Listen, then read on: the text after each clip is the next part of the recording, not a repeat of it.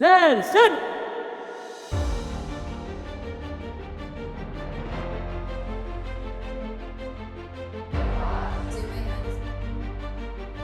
And you're going to learn more about being a good leader. These emotions we are going to feel in the future.